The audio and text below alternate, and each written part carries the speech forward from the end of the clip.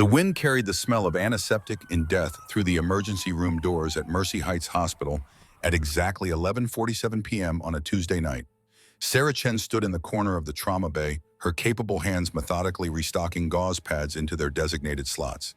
27 years old, dark hair pulled back in a tight regulation bun, scrubs that hung slightly loose on her athletic frame. She moved with practiced efficiency, a rhythm born from years of emergency medicine despite her young age. Nobody looked at her. Nobody ever did. It hurts The so fluorescent much. lights I know. hummed Hold on. overhead, We're almost there. casting that We peculiar love sitting next institutional to her glow. right now. Stay with Sarah me. had learned to tune it out during her deployments, along with the constant beeping of monitors, the shuffle of hurried feet, the low murmur of medical jargon that most people couldn't understand, but that she heard in her sleep. The double doors exploded inward. Two paramedics burst through, faces tight with the expression Sarah recognized from a different life.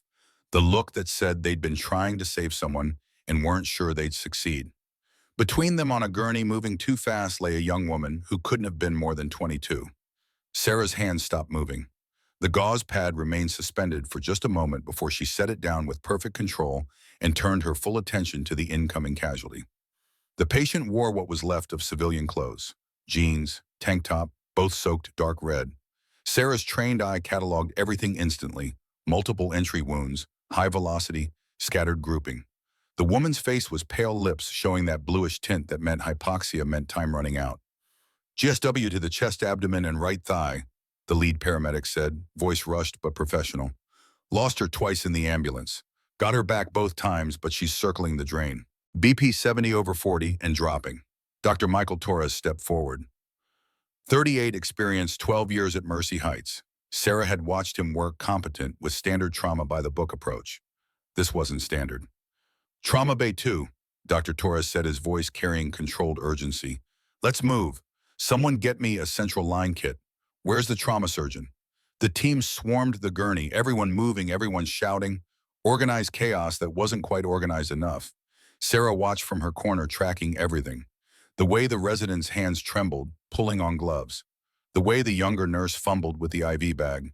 The way nobody was really looking at the monitor, seeing what Sarah could see from 20 feet away. The patient was coding. Push 2 units O negative, Dr. Torres ordered. Prep for intubation. He was doing everything right, everything by protocol, everything the way they taught it in medical school. The monitor's alarm changed pitch. That particular sound that makes every medical professional's spine go rigid. Ventricular fibrillation. She's crashing, someone said. Dr. Torres' expression tightened. For just one terrible second, Sarah saw something she'd seen before in doctors' faces downrange. The moment they realized they were about to lose someone and didn't know how to stop it. Crash cart, he said. Start compressions. A young resident, started chest compressions. His rhythm was wrong, too fast, too shallow. Bouncing instead of compressing. Moving the body without moving blood. The monitor flatlined. That sound, that single sustained tone, that terrible electronic declaration that a heart had stopped beating. Sarah's eyes closed, just for 1 second. In that second, she heard helicopter rotors. The thump, thump, thump of Black Hawk blades beating hot Afghan air. Someone screaming, "Medic," in a voice cracked with terror. The smell of blood and cordite and dust. The weight of her rifle in one hand and trauma shears in the other. She opened her eyes. The gauze pads could wait. Sarah moved. Not fast speed was the enemy of precision, but she moved with an inevitability that made people step aside without knowing why. Her slight limp from the IED blast in Kandahar barely noticeable. Her young face absolutely calm. "Excuse me, you need to," Torres started to say. Sarah's voice cut through the chaos like a blade. "Step aside, doctor." The words were quiet, measured, but they carried something that made every person in that trauma bay pause. It was the voice of someone who'd given orders in places where hesitation meant death. Combat authority compressed into 3 simple words. Dr. Torres blinked. "I'm sorry, who are..." Step aside. This time it wasn't a request. It was a command delivered in a tone that belonged somewhere else entirely. Somewhere loud and terrible and far away. He stepped aside. Sarah took position at the gurney. "Stop," she said to the resident doing compressions. "But protocol says wrong rhythm. You're bouncing her, not compressing. You're moving her body without moving her blood. Watch." Sarah placed her hands on the patient's sternum. Proper position, proper angle. She pushed down, smooth, controlled, exactly 2 inches. Release. Allow full recoil. Again. 100 compressions per minute, exactly. 2 inches deep, full recoil. You are not breaking ribs, you're manually pumping a heart that forgot how to beat. The room went silent except for the steady rhythm of Sarah's compressions and the flatline alarm. Dr. Torres found his voice. Who are you? Sarah didn't look at him. Her eyes were on the patient's face, watching for subtle signs that blood was moving, oxygen reaching the brain, life still possible. Doesn't matter. What matters is this: Marine walked into an ambush, and you're about to let her die because you're second-guessing yourself. How do you know it was an ambush? Sarah looked up briefly, eyes sweeping the room. Wound pattern, 3 entry points, high angle scattered grouping. Incoming fire from an elevated position. The chest shot missed the heart by 2 inches, either professional all-shooter who wanted her wounded or amateur luck. The thigh wound hit the femoral artery. And look at her hands. Everyone looked. The patient's hands were scraped raw, defensive wounds. This wasn't a random shooting, Sarah said. This was a targeted hit. Military precision wounds from someone who knows how to kill. I've treated this pattern before. Too many times. Silence. Dr. Torres' voice was quiet. The paramedics said it was a mugging gone wrong. Sarah's jaw tightened, compressions never stopping. Then they were lied to. She looked at the monitor. The flatline was showing irregularities, little blips in the tone. Her trained eyes caught what others missed. Get me a 14-gauge angiocath. Now. Dr. Torres hesitated. For what? Oh yeah, tension pneumothorax on the right side. Air's building up in the chest cavity, collapsing the lung, crushing her heart. That's why compressions aren't working. You're trying to pump blood through a system being crushed from the inside. I need to decompress. I wasn't certain if... Now I'm certain. Get it. Something in her voice, that absolute confidence born from performing this procedure under rocket fire, made him move. He grabbed the kit and handed it to her. Dr. Torres, take over compressions. Same rhythm I'm doing. Don't speed up. Don't slow down. He stepped forward, placed his hands where hers had been. She watched for 3 compressions, nodded once, then moved. Her fingers found the patient's chest, counting ribs by feel, finding the second intercostal space like she'd done it 100 times before. Because she had. In forward operating bases with names like Dwyer and Leatherneck, in casualty collection points under mortar fire, in the backs of MRAPs racing towards surgical facilities. Someone want to explain what's happening here? The voice came from the doorway. David Lancaster, hospital administrator. 48 MBA from Wharton, expensive suit. Arms crossed, expression caught between confusion and anger. Nobody answered.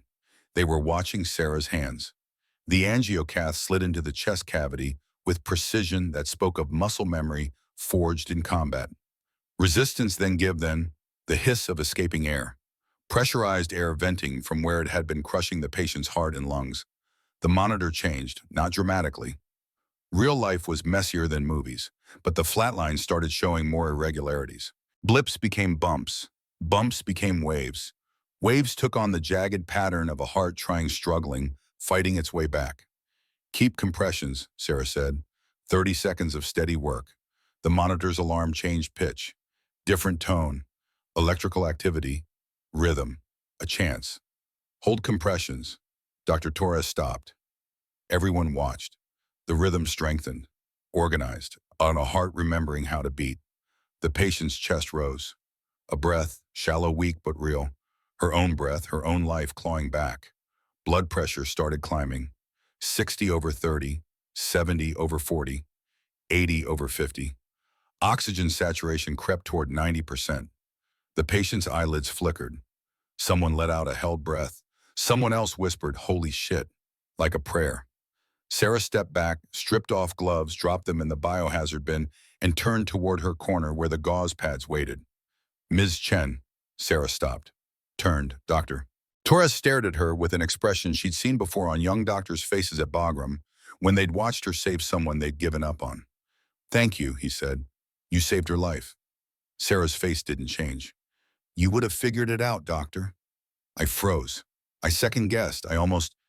But you didn't. The patient's breathing. She's got a fighting chance. That's all that matters. Where did you learn to? Doesn't matter. Sarah turned to leave. Wait. Lancaster stepped into the room. What exactly just happened, Chen? Did you just perform a medical procedure outside your scope of practice? Sarah stopped at the doorway, didn't turn around. Patient was dying. I helped. You performed a needle decompression. As a supply tech, you're not authorized to. I'm a combat medic with the 82nd Airborne. 4 deployments.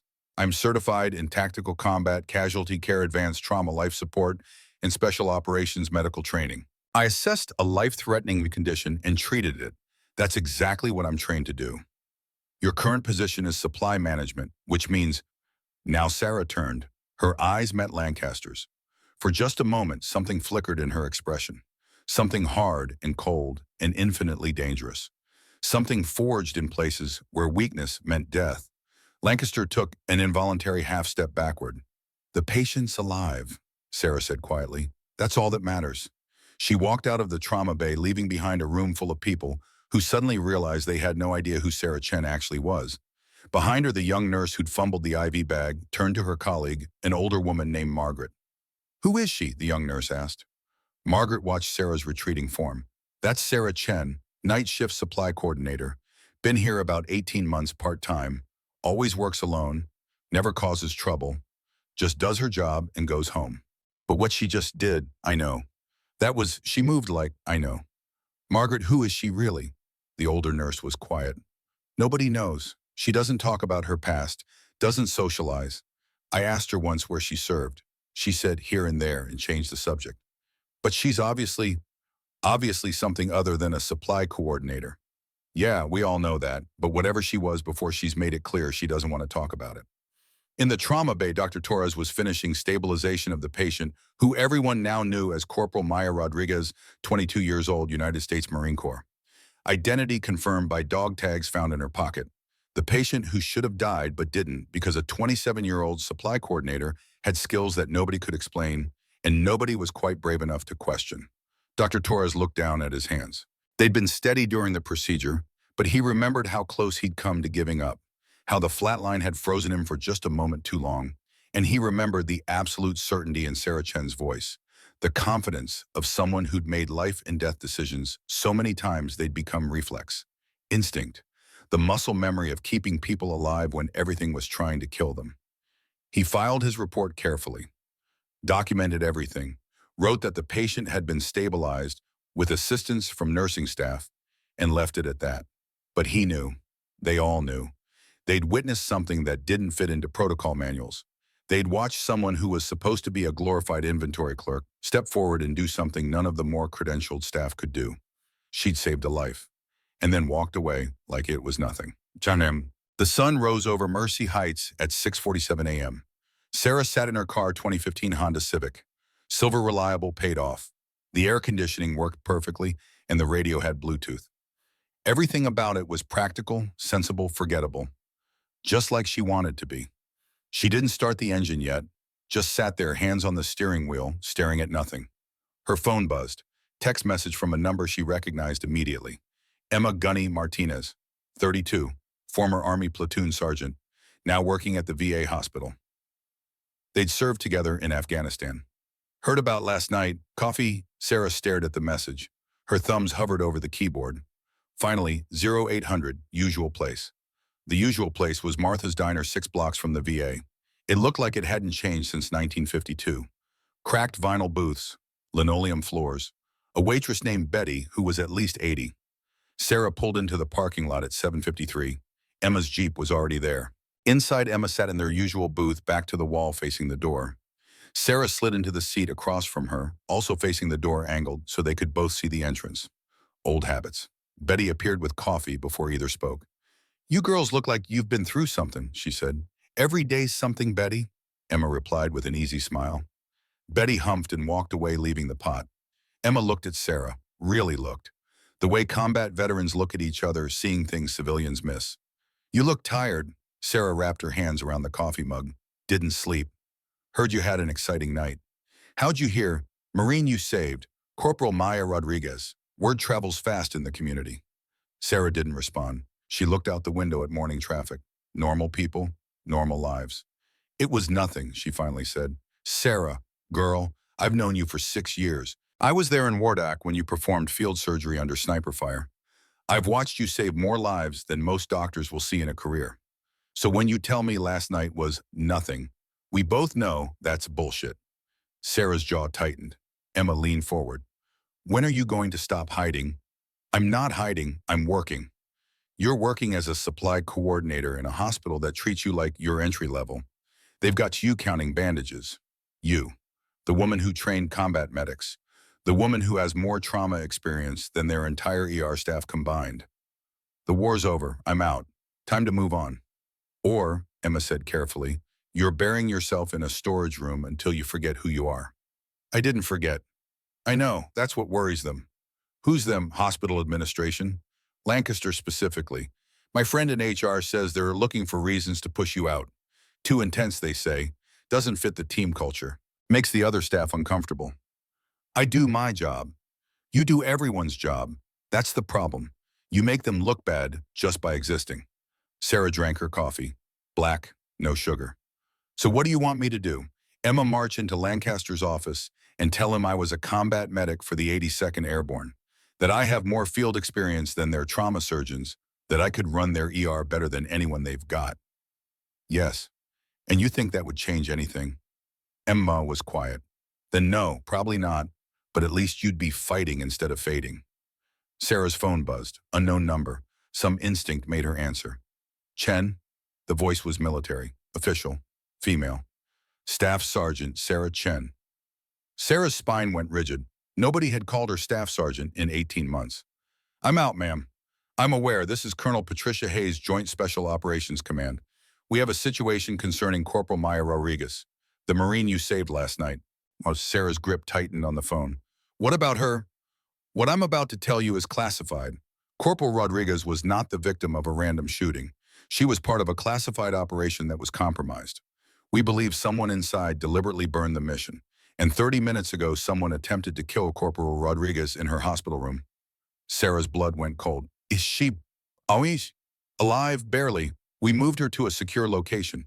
But Staff Sergeant, we have a problem. Rodriguez won't talk to our medics, won't let anyone near her except the woman who saved her life last night. The woman who knew it was an ambush just by looking at her wounds. Ma'am, I've been out for 18 months. I don't need you to deploy. I need you to keep her alive while we figure out who burned her and why.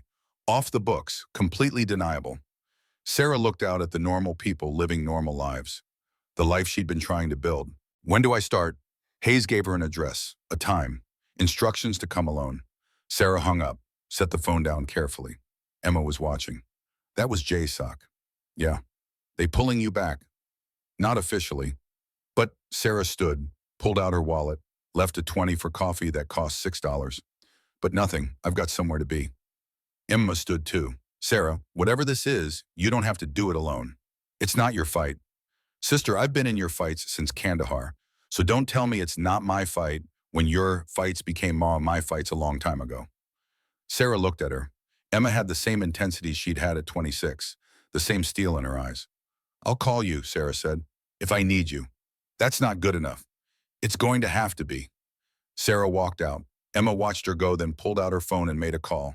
When it was answered, she said 3 words. Sarah's back in. The address was a warehouse in the industrial district. Concrete block, no windows, single steel door with a keypad. Sarah parked, sat for a moment, hands on the wheel. She could leave, drive home, tell Hayes this wasn't her problem. But there was a 22-year-old Marine inside who'd been shot by someone who knew what they were doing. And that Marine had looked up from a gurney and recognized something in Sarah's eyes that made her feel safe enough to fight for life. Sarah had spent 6 years learning that when someone trusted you like that, you didn't walk away. She got out of the car. The door opened as she approached. Inside, Colonel Patricia Hayes, 48, 26 years in the Army. 2 rows of ribbons telling a story of someone who'd been everywhere. Staff Sergeant Chen, Hayes said, I'm out, ma'am. Sarah is fine. Fair enough. Thank you for coming. Follow me. They walked through the warehouse converted into a safe house/field hospital. Temporary walls, medical equipment that looked too new and expensive. 3 soldiers in civilian clothes, all armed, all watching Sarah. In the back room, Corporal Maya Rodriguez. She lay in a hospital bed, monitors tracking vitals, free lines running. Her chest heavily bandaged where Sarah had performed the decompression. But her eyes were open. And when Sarah walked in, those eyes locked onto her with desperate relief. You come? Maya said, voice weak. You came.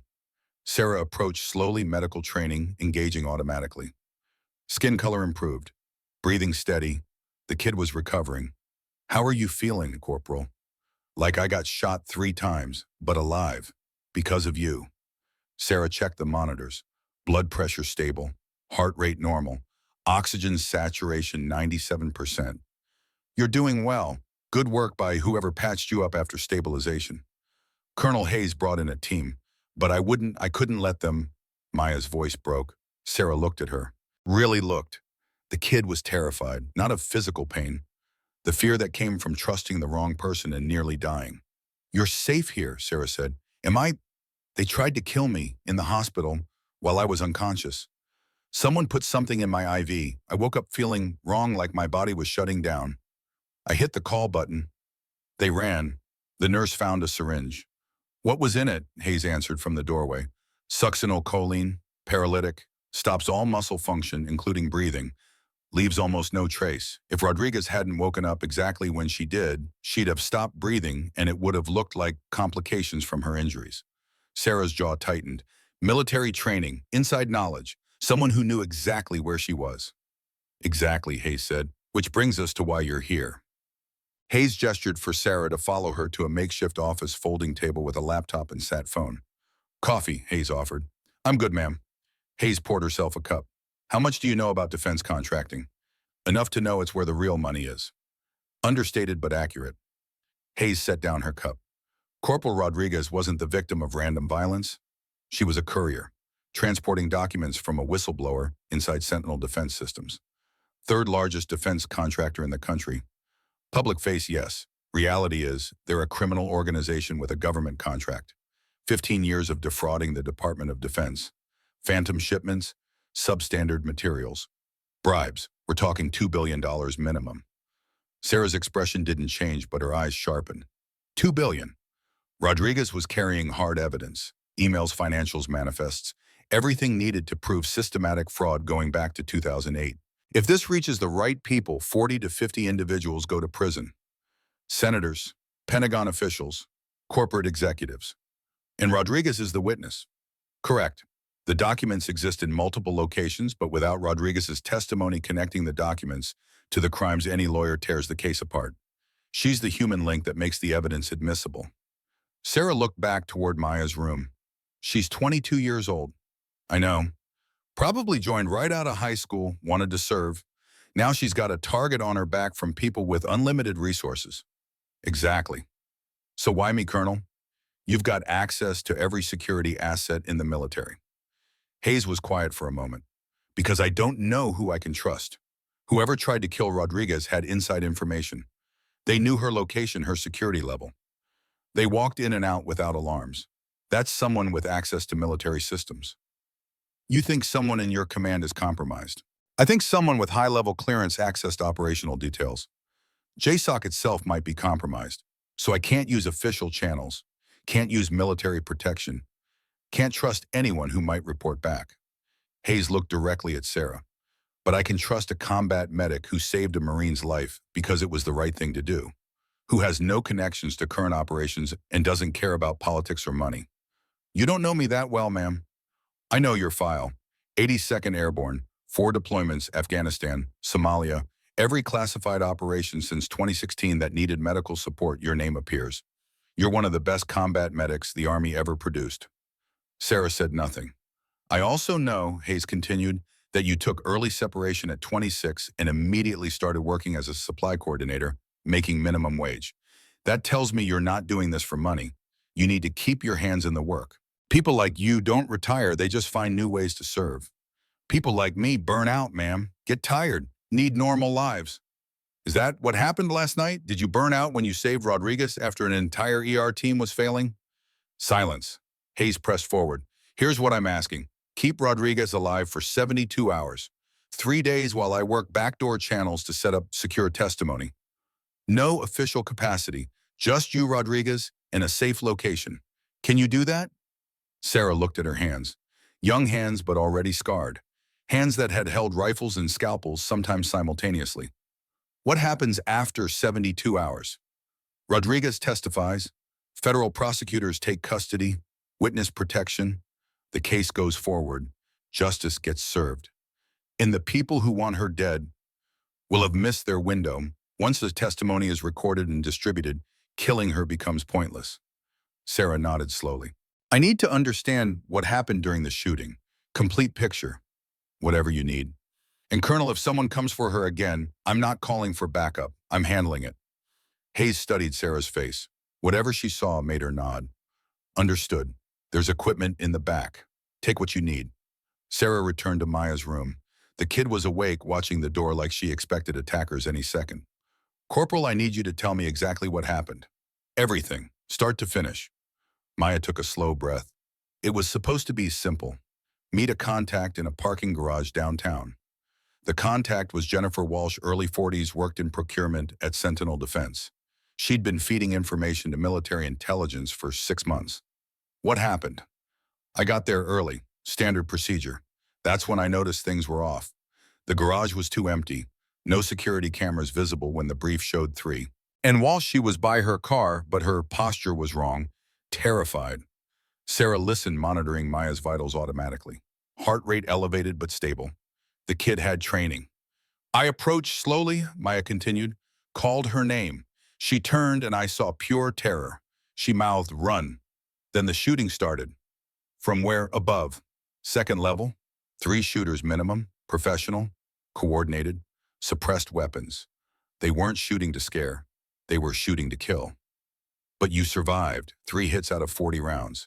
I moved, combat evasion, rolled behind a concrete pillar, returned fire, maybe hit 1, then I saw Walsh. Maya's voice cracked. She was down, center mass, kill shot, dead instantly, and I realized this wasn't about stopping the transfer. This was about eliminating everyone who knew. Did you get the documents? They were in her car. I had maybe 10 seconds before they repositioned. I grabbed the hard drives, ran, made it to my car 2 blocks away, took hits during the run. The chest shot would have killed me if I'd been wearing plates, but this was civilian clothes, low profile. I had soft armor, stopped the round but broke ribs. Sarah processed this. The femoral hit, grazed it. I knew I was bleeding bad, but I had to move. Got to a safe house, called in. They told me to get to an ER, any ER. I picked Mercy Heights because it was close. And you ended up coding on my watch. Yeah, sorry about that. Don't apologize for surviving. Sarah moved to examine the bandages. I need to check these wounds. She carefully peeled back the dressing. Clean, professional, but Sarah studied the entry point with trained eyes. This wasn't ground level, Sarah said quietly. The angle is wrong. Elevated shooter aiming downward, but the trajectory suggests they were aiming for your shoulder and you dropped at the last second. I did. Saw the muzzle flash, dove right. Ooh, which means they're trained. Professional, but not perfect. Sarah moved to the thigh wound. This one's different. Killing shot that got lucky. 1/4 inch left and you bleed out in 90 seconds. You can tell all that just by looking. I've treated a lot of gunshot wounds, Corporal. Sarah reapplied the dressing. Here's what bothers me. Professional contractors don't usually miss. 3 shooters with 40 rounds should have dropped you. Either you're incredibly lucky or something else is happening. Like what? Like maybe they weren't all trying to kill you. Maybe one was shooting to miss. Maya's eyes widened. Why? Because whoever set this up needed it to look real enough to fool everyone, including you. But maybe they needed you alive long enough to recover the documents before finishing the job. They killed Walsh because she'd already made contact. But you, they needed to track where you'd take the information. But I called it in immediately, went straight to the ER, where someone tried to kill you again with a method that would look natural. Just a young Marine whose injuries caught up with her. Sarah sat back. Where are the hard drives now? Maya hesitated. Corporal, I'm trying to keep you alive. I need to know what we're protecting. Colonel Hayes has them. Secured location. Making copies, distributing them through channels she trusts. Which means whoever wants you dead knows time is running out. They'll come again, soon, and harder. You think they know I'm here? I think finding you is a matter of time. Sarah stood. Which is why we're not staying here. Colonel Hayes said this was secure. Colonel Hayes is doing her best with a compromised command, but secure is relative. This warehouse is isolated, which makes it defensible, but also a trap. We need somewhere they won't think to look. Where? Sarah walked to the door. Somewhere full of veterans who know how to keep secrets and how to fight. Somewhere the government has been ignoring for years. Maya's eyes narrowed. The VA hospital. Exactly right. And 2 hours later, Sarah stood in Hayes's office explaining a plan that sounded insane. The VA hospital is closing, Sarah said. Budget cuts, consolidating services. Right now, it's maybe 30% occupied. Entire wings are empty. No staff, no patients, no oversight. Hayes leaned back. You want to hide a high-value witness in an abandoned government building. I want to hide her in plain sight, in a building full of veterans who've spent years being ignored by the same government, now trying to kill one of their own. You think any of them are going to cooperate with contractors asking questions? This is insane. This is asymmetric. They're expecting military security, high-tech surveillance. What they're not expecting is hiding a witness in a half-empty VA hospital protected by veterans who have nothing to lose and everything to prove. Hayes was quiet. Then she laughed. You're right. It's crazy enough to work. What do you need? Medical supplies to keep Rodriguez stable for 72 hours. Communications gear. And I need you to not tell anyone where we are. Not your staff, not your superiors, nobody. Done. When do you move out? Tonight, 2200 hours. I'll have a van ready.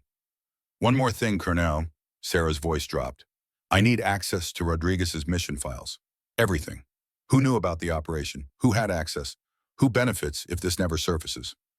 Hayes's expression hardened. Some of that is above your clearance.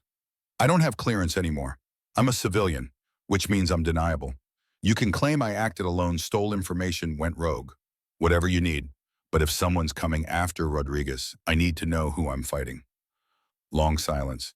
Then Hayes pulled out a USB drive from a drawer. This doesn't exist. I never gave it to you. Fair enough. Sarah took the drive. Their eyes met. Understanding passed between them. At 2200 hours, Maya was loaded into an unmarked van. Sarah climbed in beside her, checking the IV monitoring vitals. The driver was a soldier, young, silent. Given an address, told to ask no questions. They drove through the city. The VA hospital stood like a monument to promises half-kept. 7 stories of brick and concrete, built in 1952, expanded for Vietnam, neglected ever since. Sarah directed the driver to a loading dock. They pulled in. Sarah checked the area. Clear. She helped Maya out, supporting her weight, moving quickly inside. The hallways were dim, emergency lighting only, the smell of disinfectant and age. They took an elevator to the 4th floor, a wing closed 6 months ago. Sarah had called ahead, to one person, the one person she trusted absolutely. Emma Martinez stood waiting, arms crossed. When she saw Sarah helping Maya, Emma moved to take the Marine's other arm. This is the situation, Emma asked quietly. This is it. How bad? Someone's trying to kill you, or someone with resources, training, and inside information. We've got 72 hours before either her testimony gets recorded or they succeed. Emma looked at Maya. Kid, you look like hell. Thank you, Sergeant. It's just Emma now. We're all out, which is exactly why we're perfect for this. She looked at Sarah. You know this is crazy, right? I'm counting on crazy being the last thing they expect. They moved Maya into a room at the corridor's end. Sarah began setting up connecting IVs, checking vitals, transforming the abandoned space into a functional medical station. Emma watched, then spoke quietly. How many people you need? How many can you get? Depends. Body's 20. People who know how to fight, really fight, I can get 6, maybe 7. I need fighters, people who remember their training. The sisterhood. Sarah looked up.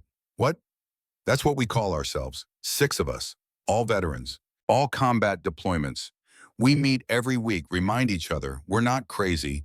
We're just trained for a world that doesn't exist anymore. But girl, every one of us still knows how to handle a weapon. And everyone has been waiting for someone to need us again.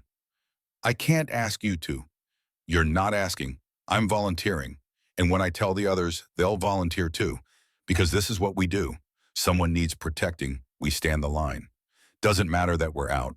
Doesn't matter that everyone treats us like we're broken. We're still soldiers. Sarah felt something in her chest tighten. Recognition. Sisterhood. When can they be here? Give me 2 hours. At midnight, Emma returned with 6 women. They ranged from late 20s to mid-40s. They moved with a controlled economy of people whose bodies remembered combat. When Sarah looked at their faces, she saw warriors. Emma made introductions. Alexis Kim, 32, Army sniper, 2 tours Afghanistan, took shrapnel in both legs in Helmand. Walks with a cane now, but her hands are steady and her eyes are perfect. Can still hit a target at 600 meters. Alex stepped forward, extending a scarred hand. Sarah. Alex, heard I need people who can shoot. Been too long since I had a real mission. Next was Carmen Silva, 38, Marine Corps, combat engineer, small, wiry, with eyes that had seen things most people couldn't imagine. Carmen specialized in demolitions and defensive fortifications, Emma explained. Give her basic supplies and she'll turn this wing into a fortress. Carmen smiled slightly. These contractors want to breach. They'll learn what hardened position really means. Jessica Torres, 29, Navy corpsman, medic. Lost 2 fingers on her left hand to shrapnel, but learned to do procedures one-handed. Jess can handle any medical crisis that comes up, Emma said. Between her and Sarah, we've got medical covered. Rachel Kim, 35, Air Force combat controller. Deaf in one ear from an IED, but her tactical mind was razor sharp. Rachel thinks in terms of fields of fire and kill zones, Emma said. She's our tactical planner. Lisa Chen, 33, Army engineer, hands that trembled slightly from nerve damage, but remembered how to construct obstacles in defensive positions. Lisa can make any space defensible with whatever materials are available. And finally, Maria Santos, 42, Marine Corps infantry, one of the first women in combat roles. Gray already streaking her dark hair. Maria's here because she has more combat experience than the rest of us combined, Emma said. She's seen it all, done it all, survived it all. Maria met Sarah's eyes, a nod passed between them, recognition of shared experience. Sarah looked at all 7, young women, some with visible scars, some with invisible ones, physical limitations that civilian doctors would note in files. But when she looked at their eyes, she saw what they still were. She saw soldiers. Thank you for coming, Sarah said. I won't lie, this is dangerous. Corporal Rodriguez is a witness in a case involving $2 billion in defense contractor fraud. The people trying to kill her have unlimited resources, military training, and inside information. They will come, and when they come, they'll come hard. Good, Alex said. Been too long since I had a real fight. This isn't a fight, Sarah corrected. This is a defensive position. Our job is to keep Rodriguez alive for 72 hours while her testimony gets recorded. We're not here to kill anyone unless we have to. We're here to hold the line. Rachel raised her hand. What's our area of operations? This wing, 4th floor, 22 rooms, 2 stairwells, 1 elevator, 3 emergency exits. We're going to fortify positions, establish overlapping fields of fire, wire the lighting. Alex and I will be primary protection for Rodriguez. Emma coordinates. Response time if they hit us, Lisa asked. There is no response time. Police won't help. We don't officially exist here. Hayes can't send military support because she doesn't know who to trust. We're it. 7 women and 1 Marine against however many contractors they send. Silence. Then Alex spoke. Sarah, I'm 32 years old. I've got PTSD, chronic pain, and a Purple Heart. I walk with a cane. The VA keeps suggesting disability retirement because they say I'm not functional enough for work. You know what that's like, being told you were broken, being treated like you're fragile? The others nodded. So when Emma called and said a combat medic needed help protecting a Marine, that's not a request, that's validation. Someone telling me I'm still capable, still useful, still a soldier. So yeah, it's dangerous. We might die. But at least we'll die doing something that matters instead of filing disability claims and going to therapy. Amen, Carmen said. So let's be clear, Alex finished. We're not here because you asked. We're here because this is who we are. Someone needs protecting, we stand the line.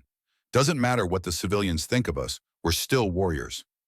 Sarah felt that tightness in her chest, the sisterhood that formed in combat and didn't break just because you came home. Then let's get to work, Sarah said. We've got maybe 24 hours before they figure out where we are. I want this wing locked down tight. The women scattered to their tasks. Carmen moved furniture, creating barriers and choke points. Lisa disappeared into maintenance areas, emerging with the materials for obstacles. Alex positioned herself at the main corridor intersection, rifle across her lap, calculating sightlines. Emma stayed with Sarah at the window, both looking out over city lights. You know this is crazy, Emma said. You said that already. I mean really crazy. 7 women against trained contractors. Some of us are injured. Some of us have PTSD. We should be home, safe, living normal lives. Should be, but aren't. What's your point? Emma smiled slightly. My point is, I wouldn't want to be anywhere else. And these contractors have no idea what they're walking into. They see women, they'll assume weakness. But we've got something they don't. What's that? Nothing to lose and everything to prove. We're women veterans who've been told we're broken for so long, some of us almost believed it. Almost. Now someone's giving us a chance to prove that broken doesn't mean useless. That experience matters. That we're still soldiers. Sarah nodded. When they come, it'll be fast and brutal.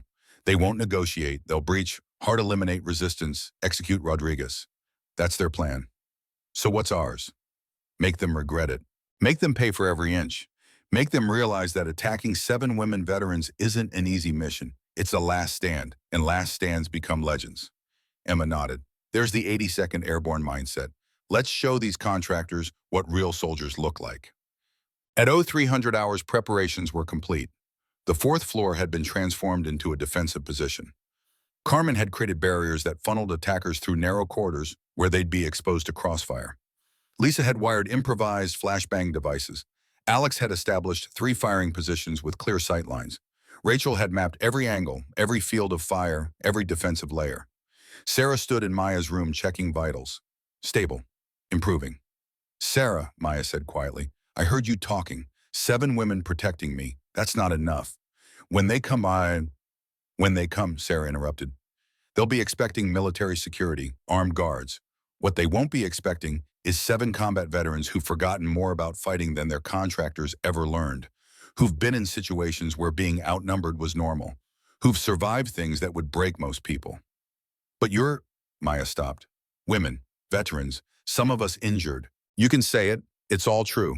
But you know what else is true? Alex can hit a target at 600 meters, despite walking with a cane. Carmen can turn this wing into a fortress with supplies from a janitor closet. Jess can handle any medical crisis one-handed. Rachel can read a battlefield like sheet music. Lisa can build obstacles that'll stop a truck. Maria has more combat experience than most active duty infantry. Emma's coordinated operations in situations that would make these contractors quit. Sarah leaned against the wall. Age and gender and injury are just numbers and categories. Experience is what keeps you alive. We've got experience they can't buy, can't train for, can't compensate for with youth or technology. So when they come, you stay in this bed and let us do what we do best. What's that? Keep Marines alive when everything's trying to kill them.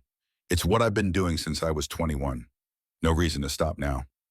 Outside, dawn was beginning to break. 7 women took positions preparing to prove that soldiers don't stop being soldiers just because they come home.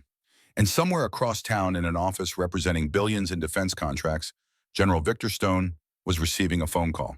We found her, the voice said. We're VA hospital, 4th floor, closed wing, minimal security, should be easy. Stone leaned back in his leather chair. Send a team, make it look like an accident. Fire building collapse, anything that erases the witness. How many assets? 12, all our best. Fast, final, untraceable. The line went dead. Stone allowed himself a small smile. He'd spent 50 years climbing over bodies to reach the top. What he didn't know was that one of those people he'd stepped on had just decided to step up. And Sarah Chen had a very long memory. The call came at 0847 hours. Sarah was checking Maya's vitals when her encrypted phone buzzed. Hayes. Talk to me, Sarah answered. We've got movement. Financial tracking shows wire transfers from Sentinel Defense. $2 million moved to an offshore contractor firm in the last 4 hours. That's cleanup money. They're mobilizing. Sarah's jaw tightened. Timeline. Best guess, they'll hit you sometime in the next 12 to 24 hours, before Rodriguez's testimony window opens. How many? Hayes was quiet. Intercepted communications suggest a full tactical team. 12 operators, all former military, all with combat experience. They're not sending security guards, they're sending killers. Good, then we'll know what we're dealing with. Sarah 12 against 7, and your 7 are what Colonel women veterans, some of us injured. Sarah's voice carried an edge. Those 7 women have more combat experience than most active units. They've survived things that would break your tactical team. They've fought in wars these contractors only read about. So yeah, we're women. Some of us are injured. But that just means we've been tested more times than Stone's contractors can imagine. And we passed every test. I'm not doubting capability. I'm worried about survival. So am I, which is why I'm going to make sure they survive. Sarah moved to the window. What else? The team lead is Marcus Cole, former Delta Force, decorated, dishonorably discharged for excessive force. Since then, he's been freelancing. Wet work, he's good, very good, and he's got 11 operators almost as good. Tactical preference, fast, violent, overwhelming, doesn't negotiate, doesn't take prisoners, breaches hard, eliminates all resistance, completes objective exfils. Average time on target is under 8 minutes. Sarah processed this. 8 minutes. That's how long they needed to hold. Send me everything you have on Cole. Already encrypted and sent. Sarah, last chance to extract. I can have federal marshals there in 20 minutes. Negative, Colonel. We're committed. We'll hold. You're stubborn. I'm a soldier. It's in the job description. Sarah ended the call and turned to Maya. The kid was sitting up, determination on her young face that couldn't quite hide the fear. They're coming, aren't they? Maya asked. Yes. When? Soon, today, tomorrow. They can't wait much longer. Maya looked at her hands. They were shaking slightly. Not fear, but adrenaline. The body preparing for violence it knew was coming. I'm sorry, Maya said quietly. I'm sorry you and those women are going to risk your lives because I picked up a package. Sarah crossed the room in 3 strides. She grabbed a chair, pulled it next to Maya's bed. Listen to me, Corporal. You didn't cause this. Corrupt men who've been stealing for 15 years caused this. A general who values money over honor caused this. You did exactly what a Marine is supposed to do. You saw wrong and reported it. You put mission before self. That's not something to apologize for. That's something to be proud of. But those women have been waiting for this. For years. They've been living in a world that told them they're broken. Now someone's giving them a chance to prove otherwise. To stand the line one more time. To show that being a woman veteran doesn't mean being weak. It means being tested in ways most people can't imagine. So don't you dare apologize for giving them purpose. That's the greatest gift you could have given them. Maya wiped her eyes. I just don't want anyone to die. Then don't die. Stay alive. Testify. Make sure those 7 women's sacrifice, if it comes to that, means something. Make sure Stone and everyone like him goes to prison. That's how you honor what we're doing. Not by feeling guilty, but by surviving and making it count. A knock. Emma entered. Sarah, tactical brief in 5. Rachel has a defensive plan. I'll be there. Emma looked at Maya. How you holding up, Marine? Better than I should be. That's training. We'll get you through this. Ura, Maya said. That's what I like to hear. Rest up. When this gets loud, stay low and quiet. We've got this. The briefing took place in what had been a nurse's station. Rachel had spread out a hand-drawn map of the 4th floor, marking positions and fields of fire. Ladies, Rachel began. Here's our situation. We're defending a fixed position against a mobile assault team. We're outnumbered roughly 2 to 1. We're outgunned, but we've got 2 advantages. 1, we know the terrain. We've prepared it, modified it, turned it into a killing ground. 2, they're coming to us, which means we dictate terms. She pointed to the map. 2 primary access points, east and west stairwells. Elevator is disabled. Emergency exits are wired with alarms and obstacles. They're coming through 1 or both stairwells. Alex spoke up. If I was running their operation, I'd hit both simultaneously. Split our attention. 4 operators on each stairwell, 4 held in reserve to exploit whatever breach succeeds. Agreed, Maria said. Fast, simultaneous, overwhelming. Flashbang smoke thermal imaging. They'll expect minimal resistance. They won't be expecting coordinated defense from people who know what they're doing. Carmen spoke up.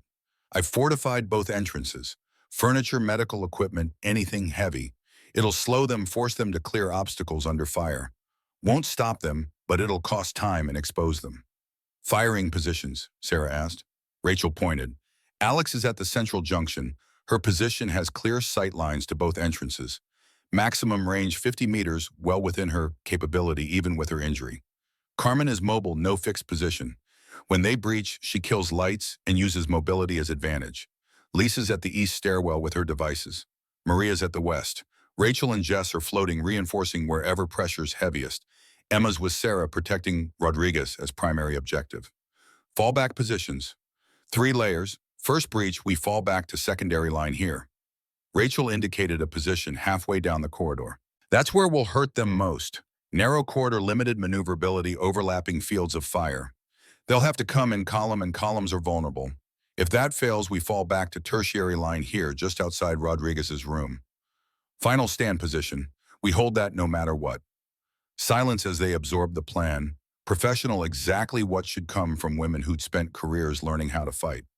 Questions, Rachel asked. Rules of engagement, Maria said. Sarah answered. Anyone who breaches our perimeter with hostile intent is a legitimate target. We're not law enforcement. We're not bound by civilian rules. This is a military operation defending a military witness. You see a threat, you eliminate it. No warnings, no second chances. They're coming to kill a Marine and anyone protecting her. That makes them enemy combatants. Extraction plan, Lisa asked. There isn't one, Sarah said flatly. We hold this position for 72 hours or until Rodriguez's testimony is recorded. If they overrun us, Hayes has a backup team to recover Rodriguez and evidence. But that's not going to happen, because we're not going to let it happen. Carmen raised her hand. Why us? Really, why us? You could have gone to FBI military security, any official channel. Why 7 women veterans in an abandoned VA hospital? Sarah was quiet. When she spoke, her voice carried something that made every woman straighten. Because I trust you. I've seen what official channels do with witnesses. They isolate them, protect them, and somewhere someone gets bought or decides their career matters more. Then the witness ends up dead, and everyone's very sorry. She looked at each of them. But you 7. You can't be bought, can't be intimidated, can't be convinced that your comfort matters more than doing the right thing. You've already given everything to this country. You've got nothing left to lose and everything to prove. That makes you the most reliable asset I could possibly have. Not because you're the best trained or best equipped, but because you're the most trustworthy. Alex spoke. Sarah's right. We're here because someone finally realized we're still useful, still capable, still soldiers. And soldiers don't quit. They don't run. They stand and fight until the mission's complete or they're dead. That's what we're going to do. Ura, the others responded. Rachel rolled up the map. Positions by 1800 hours. That gives us the day to rest, prepare mentally, and make peace with whatever happens. This isn't about survival. This is about mission completion. We keep Rodriguez alive. Everything else is secondary. The meeting broke up. The women dispersed to positions, preparations, thoughts about what was coming. Sarah returned to Maya's room. The kid was asleep, peaceful despite everything. Sarah checked vitals. Stable, strong. Emma entered quietly. She's going to make it. The kid, she's got something most people don't. What's that?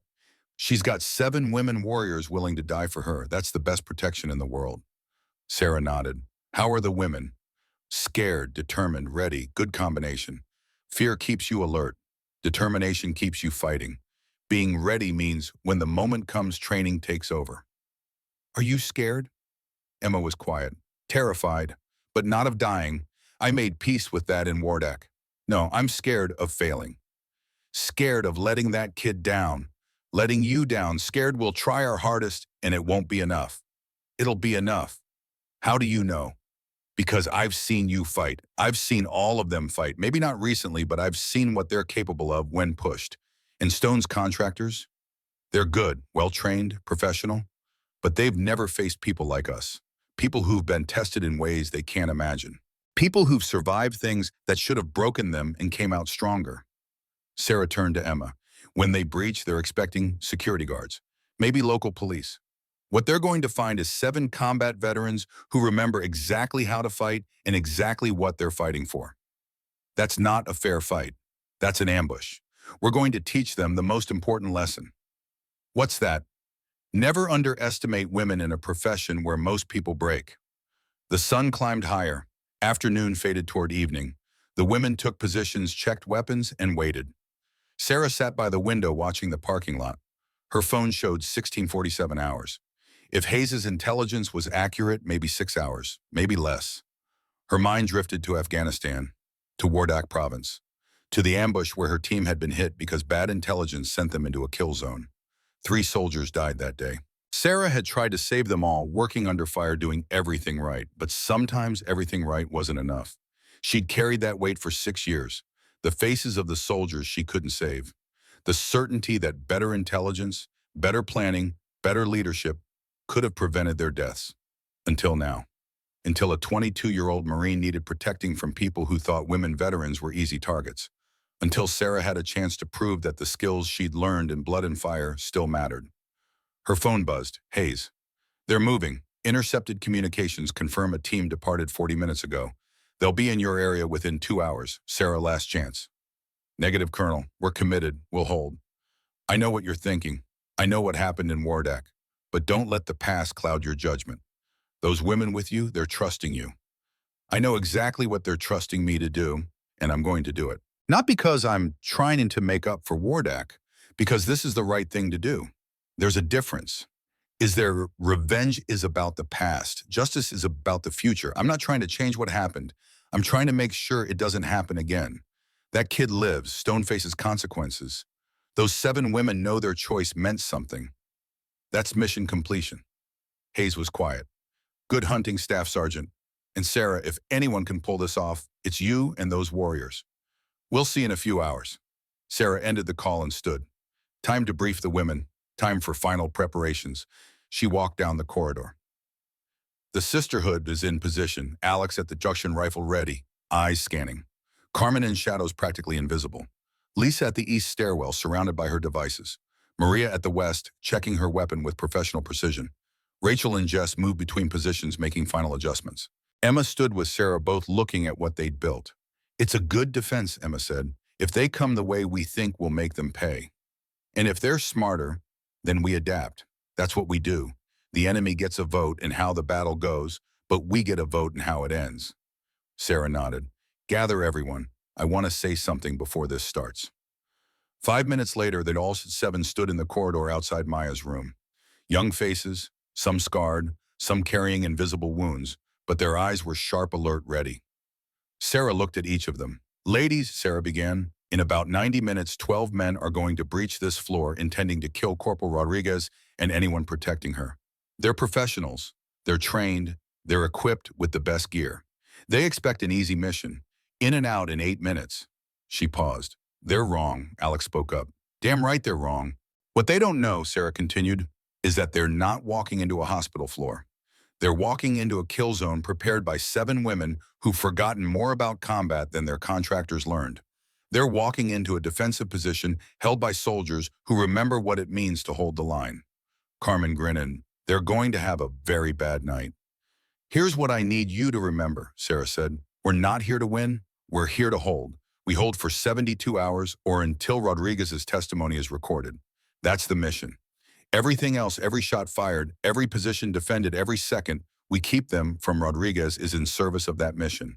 If we have to fall back, we fall back. If we have to sacrifice positions, we sacrifice them. But we do not under any circumstances let them reach that Marine.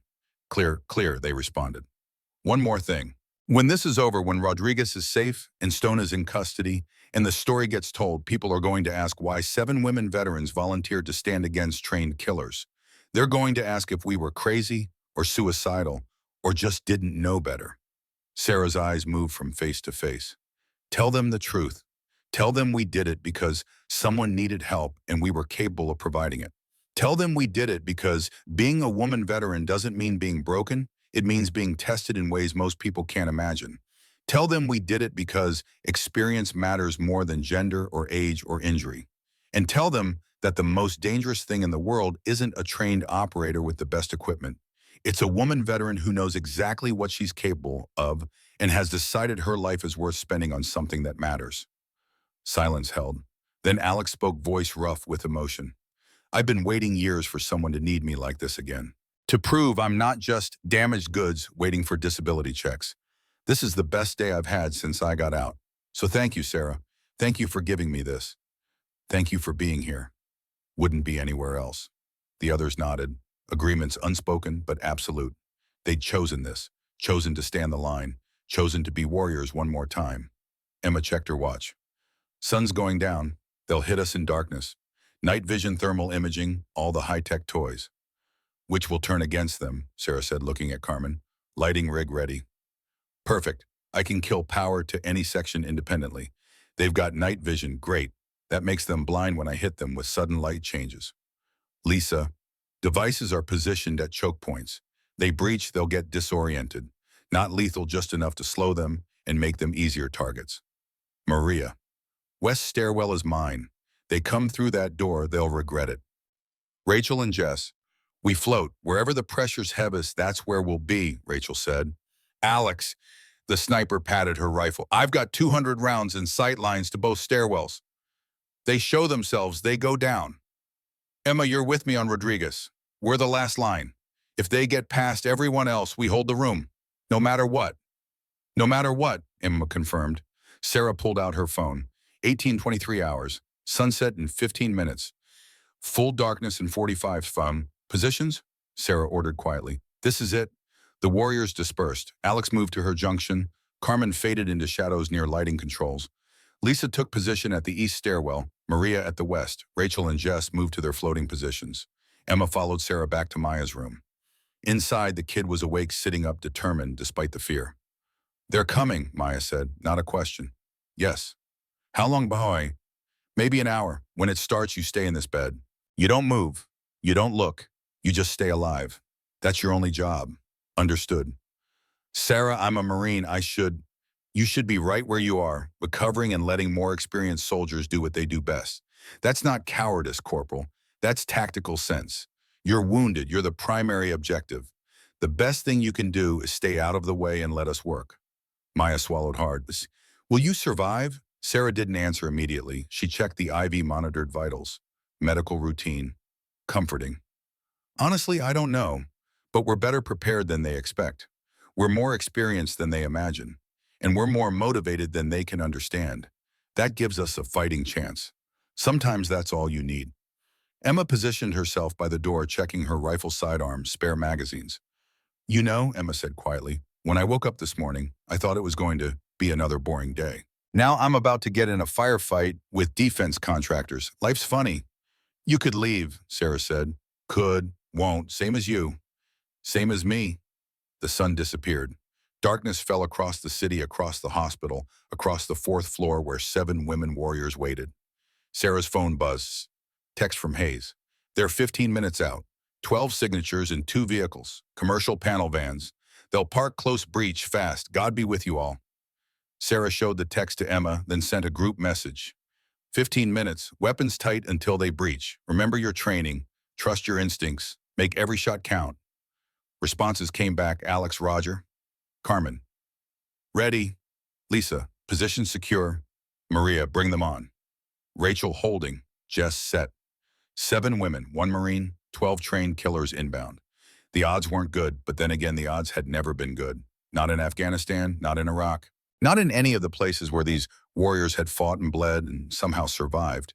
They'd survived because they were tougher, smarter, and more experienced than the people trying to kill them. Tonight would be no different. Sarah checked her rifle one last time. Loaded, safety off, ready. She looked at Maya. Stay down, stay quiet. No matter what you hear, you stay in that bed. Understand? Yes, Sarah. Good Marine.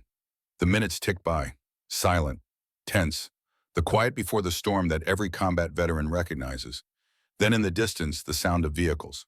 Engines cutting off, doors opening. Footsteps. Sarah's phone lit up. Text from Carmen, who had visual on the parking lot. 2 vans, 12 operators, full tactical gear, night vision, suppressors, breaching equipment. They're splitting. 6 on east, 6 on west. Simultaneous breach. ETA 2 minutes. Sarah forwarded the message to all positions.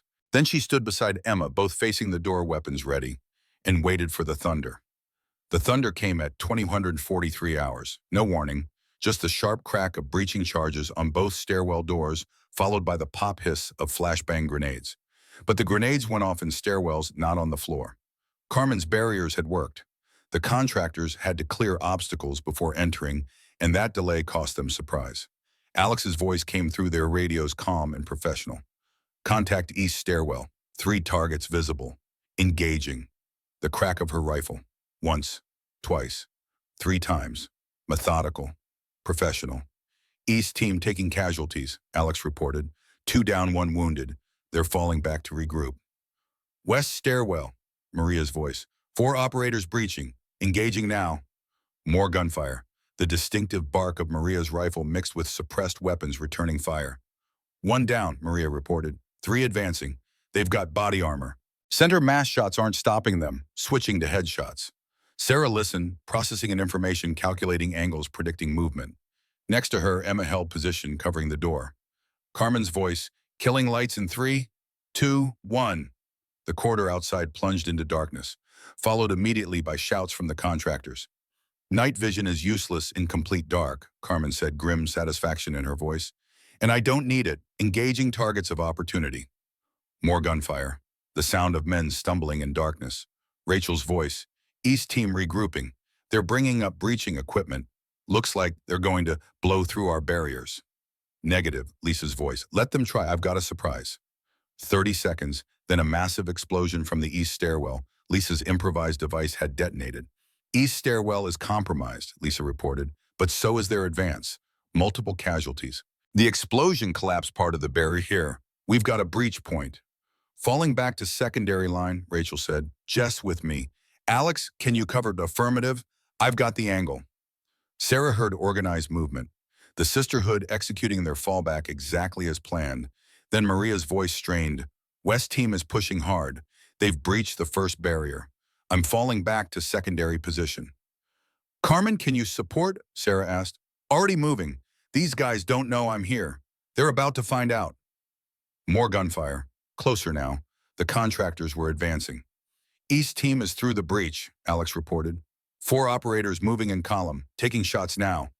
The crack of her rifle. Again and again, each shot deliberate. 2 down, 2 retreating. They've realized a sniper has them pinned. They're bringing up suppressive fire, Rachel said. Alex, you need to displace. Negative, I've got the best angle. I can hold. But then the sound changed. Full automatic fire, sustained. The contractors were dumping magazines at Alex's position. Alex, Emma's voice over the radio. I'm hit, Alex said, her calm voice now tight with pain. Took rounds through my good leg. I'm still in the fight, but I've lost mobility. Rachel, get to Alex, Sarah ordered. Moving. West team is at the secondary line, Maria reported. 3 operators. They're good, using fire and maneuver. Carmen and I are holding, but they're going to break through eventually. Sarah made a decision. Emma, you've got Maya. I'm going to the secondary line.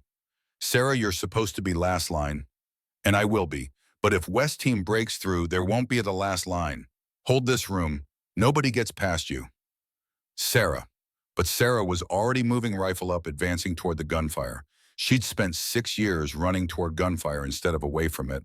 Too late to change now. She reached the secondary line where Maria and Carmen had taken cover behind an overturned hospital bed. Incoming fire sparked off metal, chewed into walls. The contractors were advancing by Bound's textbook tactics. Sarah, Maria saw her. What are you doing here? Helping. How many? 3, maybe a 4th hanging back. They're well-trained, special forces maybe. They know what they're doing. Sarah assessed the situation in seconds. The corridor was narrow, good for defense, but also meant the contractors' numbers didn't matter as much. They could only come 2 at a time. But they had better equipment, better weapons, younger reflexes. What they didn't have was 6 years of combat experience. Maria, you've got left side, Carmen right. I'm center, overlapping fields of fire. Don't waste ammunition. Make every shot count. We hold here until they either retreat or we're forced back. Clear. Clear, Maria said. Clear, Carmen echoed. Then let's show these contractors what real soldiers look like. The contractors advanced, 2 of them moving fast, weapons up, using proper cover. But Sarah had been reading battlefield movements since she was 21. She saw the pattern, saw where they'd go. She aimed where the first contractor would be in 2 seconds. The contractor appeared in her sights exactly when Sarah knew he would. Sarah fired. The contractor bent down. The second contractor immediately laid down suppressive fire, but Carmen had already moved position, flanking. Her shot took the contractor in the side where body armor didn't cover. The remaining contractors fell back, confidence shaken. They'd expected easy targets, women who'd panic and break. What they'd gotten was disciplined fire from shooters who knew exactly what they were doing. Sarah's radio crackled. Alex's voice, East team is retreating. I don't think they expected this much resistance. They're regrouping at the stairwell. Oh, status? Sarah asked. Legs bleeding, but I can still shoot. Rachel, patch me up. Lisa has reinforced the breach. If they try again, we'll be ready. West team is pulling back too, Maria reported. 2 KIA, 1 wounded. They're dragging casualties back to the stairwell. Sarah checked her watch. 21:56 hours, 13 minutes since the first breach. The contractors had expected to be done by now. Instead, they'd taken casualties, failed to advance past the secondary line, and discovered their targets weren't helpless women. All positions, this is Sarah. Sit rep. The responses came back. Alex wounded but operational. Carmen uninjured, ammunition adequate. Lisa uninjured, barriers holding. Maria uninjured, position secure. Rachel uninjured. Jess uninjured. Emma uninjured, protecting Rodriguez. 7 women against 12 professionals, and the score was heavily in favor of the women. But Sarah knew this wasn't over. The contractors would regroup, reassess, come at them differently. Harder. Her phone buzzed. Text from Hayes. Local PD responding to reports of gunfire. I'm delaying them, but you've got maybe 20 minutes. Can you hold, Sarah typed back. We'll hold. She turned to Maria and Carmen. Police are inbound, which means the contractors are going to make one final push. Everything they've got. They can't afford to be here when cops arrive. So they'll go all in, Maria said. Exactly. All in. No holding back. Just overwhelming force trying to break through before time runs out. Carmen smiled grimly. Good. I was worried this might be too easy. Sarah's radio crackled. This time it wasn't one of her team. It was an external frequency. Attention occupants of the 4th floor. This is Marcus Cole. We can do this the easy way or the hard way. Give us Corporal Rodriguez and we walk away. You live. She dies quickly. Or we come in hard and everyone dies slow. Your choice. You've got 60 seconds. Sarah looked at Maria and Carmen.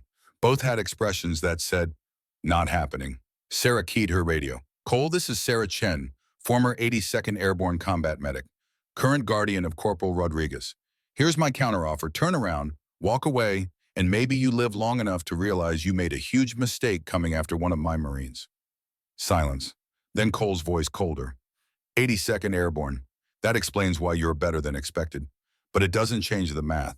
12 of us, 7 of you, and 1 of you is already wounded. This ends one way. You're right, Sarah said. It does end one way, but not the way you think. See, you've made a fundamental error. You thought you were attacking 7 women. What you're actually doing is attacking 7 combat veterans who've survived things that would break you, who've fought in wars you've only read about. Sarah's voice hardened. And here's what you don't understand, Cole. We're not afraid of dying. We made peace with that downrange. But you're contractors, mercenaries. You're doing this for money. And here's the thing about fighting for money: when the cost gets too high, you lose your nerve. We don't have that problem. We're fighting for something worth dying for. Silence. Then, 60 seconds is up. We're coming. Then come, Sarah said. We'll be waiting. She switched to the internal channel. All positions, they're making their final push. This is it. They're going to throw everything at us. I need everyone at peak performance. Alex, how's that leg? Hurts like hell, but I can still shoot. That's all I need. Emma status on Maya. Kids scared but holding it together. We're secure. Everyone else, a chorus of ready responses. Then here we go. Remember, we're not trying to kill them all. We're just trying to hold long enough for police to arrive. Hold the line. Make them pay for every inch. And above all, protect Rodriguez. Ura, came the response from 7 women warriors who'd chosen to stand one more time. The second assault came 60 seconds later. More coordinated, more aggressive. Both stairwells simultaneously. Flashbangs, smoke grenades, suppressive fire like a sustained thunderstorm. The contractors came in hard. No caution, no cover. Just overwhelming firepower trying to break through by force. Contact both stairwells, Alex's voice. Multiple targets. East team is pushing through, Rachel reported. 6 operators. They're accepting casualties to advance. West team doing the same, Maria called out. They're running right at us. Sarah had moved to the center position between the 2 advancing elements, ready to reinforce whichever line broke first. Beside her, Carmen moved like smoke, engaging targets from unexpected angles. The gunfire was deafening, sustained, overwhelming. And then through the chaos, Sarah heard a sound that shouldn't be there. A sound from 6 years ago that her brain recognized instantly. The distinctive thump of a helicopter. Her phone buzzed. Hayes, cavalry has arrived. Army decided this was worth bending some rules. You've got a reaction force inbound. Hold for 90 more seconds.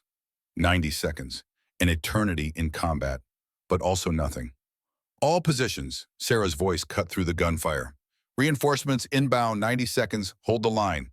The contractors must have heard the helicopter too. Their assault intensified, becoming desperate. They knew what an army reaction force meant. They knew their time was up. The sisterhood held. Alex, wounded, continued putting rounds down range with mechanical precision, each shot finding its target.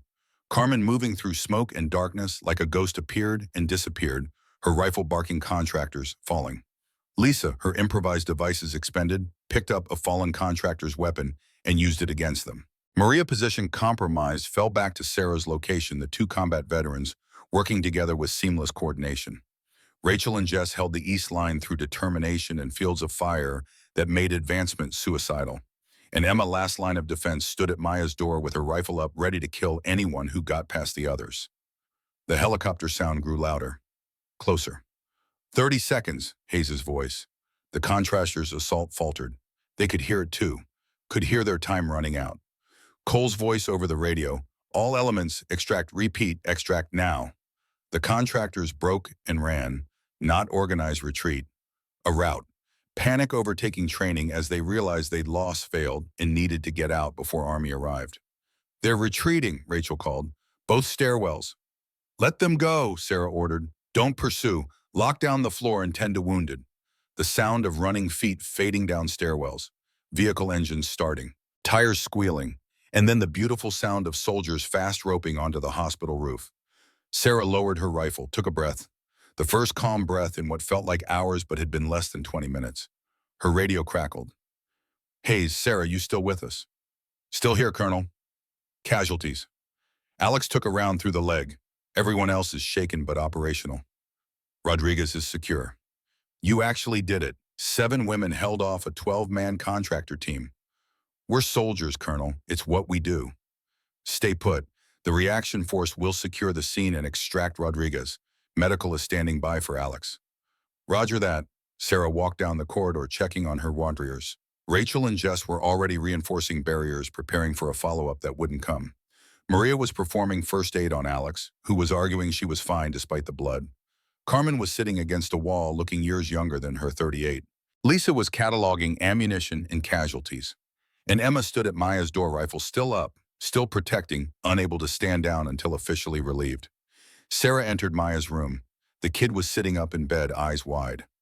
Sarah, Maya said, that sound, is that Army? Sarah finished. Come to take you somewhere safe. Did anyone die? Some contractors. None of ours. Alex is wounded, but she'll live. We held Corporal. We did what we said we'd do. Maya's eyes filled with tears, not from fear or pain, from the overwhelming weight of knowing that 7 women had risked everything to keep her alive. I don't know how to thank you, Maya said. You don't have to. You just have to testify. Make sure Stone goes to prison. Make sure those 7 women's stand means something. Can you do that? Yes, ma'am. Then we're good. The door opened. 2 soldiers in full combat gear entered, weapons up. Ma'am, we're here for Corporal Rodriguez, the specialist said. She's all yours, Sarah said, but be gentle. She's been through hell. They carefully transferred Maya to a stretcher, started an IV, prepped her for transport. As they carried her out, Maya looked back at Sarah. Who are you really? Sarah smiled slightly. Just a supply coordinator who knows a few things about keeping Marines alive. Bullshit, Maya said, smiling through tears. You're something else, something more. Maybe once, a long time ago. Now I'm just ready for this to be over. They carried Maya out. Sarah watched her go, feeling something in her chest ease. The kid would live, would testify, would help bring down a corrupt general and a criminal organization. Mission complete. The courtroom was packed. Media, lawyers, government officials, and in the back row, sitting quietly, 7 women in professional clothes. The sisterhood had come to watch justice served. On the stand, Corporal Maya Rodriguez, now recovered, now whole, giving testimony that was destroying General Victor Stone's defense brick by brick. In the defendant's chair, Stone himself, aging, diminished his medals, stripped his reputation, destroyed his empire, crumbling. Sarah watched as Maya described the ambush, the documents, the systematic fraud. As federal prosecutors presented evidence Hayes had distributed, as senators and Pentagon officials were named implicated, connected to 15 years of corruption. Stone's lawyer tried to argue entrapment, illegal evidence, procedural violations. But the case was airtight. When the verdict came guilty on all counts, Stone's face went gray. Sentencing would come later, but everyone knew the general would spend the rest of his life in federal prison. Sarah stood to leave. The others rose with her. They'd seen what they came to see. Outside the courthouse, Hayes was waiting. Staff Sergeant Chen, Hayes said. Hey, Colonel. Hell of a thing you did. 7 women against 12 contractors. Held them off long enough for us to respond. Saved Rodriguez's life. Brought down one of the most corrupt defense contractors in history. The Army would like to commend you and your team. Sarah shook her head. We don't need commendations, ma'am. We did what needed doing. Still, there's talk of bringing you all back in some capacity. Trainers, maybe. Teaching young soldiers what real combat looks like. Sarah looked at her team. The sisterhood, 7 women warriors who'd proven that gender was irrelevant when experience and determination were in the equation. With respect, ma'am, we're out. We did our time, served our country. We came back for one mission because a Marine needed help. Mission's complete. Now we go back to our lives. Hayes studied her. You sure the Army could use women like you? The Army has women like us, ma'am. They're just young right now, still learning, still making mistakes, still figuring out what it means to be soldiers. But they'll get there. They always do. That's what being a soldier means. You keep learning, keep fighting, keep serving, no matter what. Hayes nodded slowly. All right, but if you ever need anything, we know where to find you, Colonel. Hayes saluted. Sarah returned it. The sisterhood walked away from the courthouse, back to their cars, back to their lives. At Martha's diner, they gathered one more time. Betty brought coffee without being asked.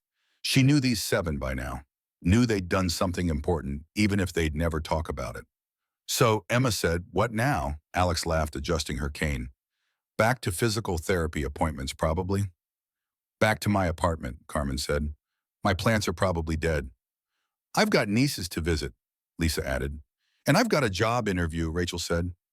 They sat in comfortable silence. 7 women who'd stood together, fought together, held an impossible line together. You know what's funny, Maria said. For years, people treated us like we were broken, damaged, used up. And then we saved a Marine's life and brought down a general, Jess finished. Funny how that works. We proved something, Alex said quietly. We proved that being a woman veteran doesn't mean being weak. That experience matters, that warriors don't stop being warriors just because they come home. We proved that soldiers don't quit, Impa said. Ura, they responded together. Sarah looked at these women, her sisters, her team, her sisterhood.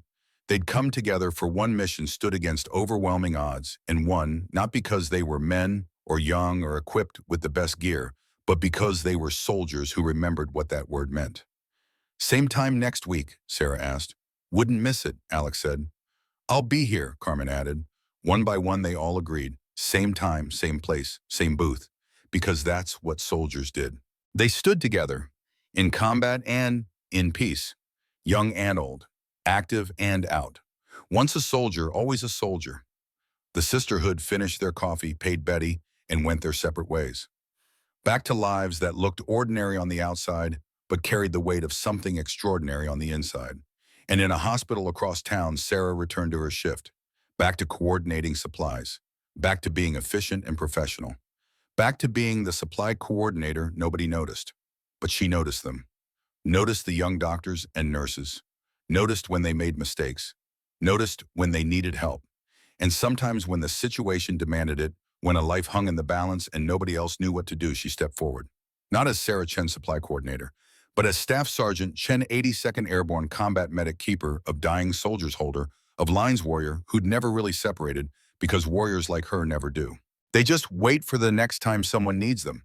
And when that call comes, they answer. Every single time,